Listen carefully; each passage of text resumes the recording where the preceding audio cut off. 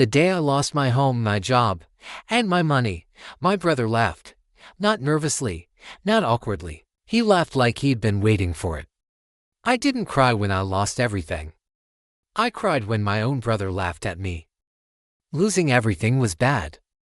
But watching my brother enjoy it, that changed everything. My name is Daniel. And the man laughing at me was my older brother. 2 weeks earlier, I had lost my job.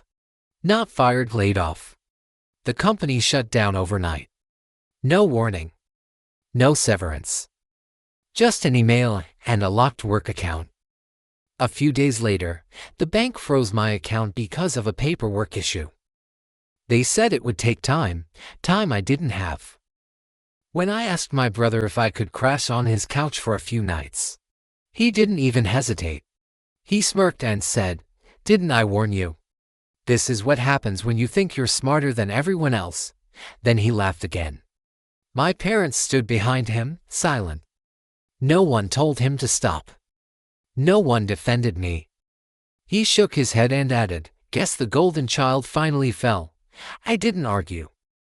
I picked up my bags and walked away. For the next few months, I slept in my car, parked behind a grocery store with the lights off. I showered at a gym I could barely afford. I applied for jobs using the library Wi-Fi. Every rejection email felt like proof that he had been right. But I never called him again. One night, scrolling through job listings, I saw a company name I recognized. A small logistics firm my brother had once mocked me for consulting with years ago. I applied without thinking much about it. They called the next morning.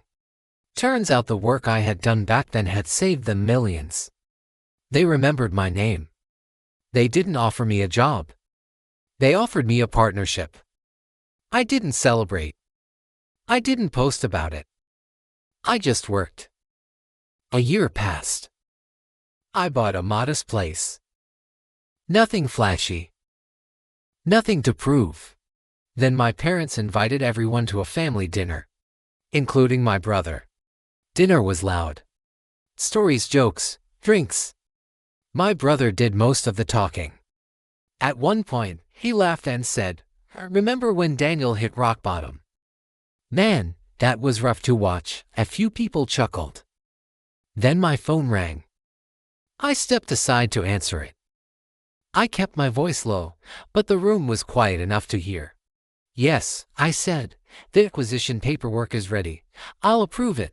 When I sat back down, my brother stared at me. "Since when do you approve acquisitions?" Before I could answer, my father spoke. He had been quiet all night.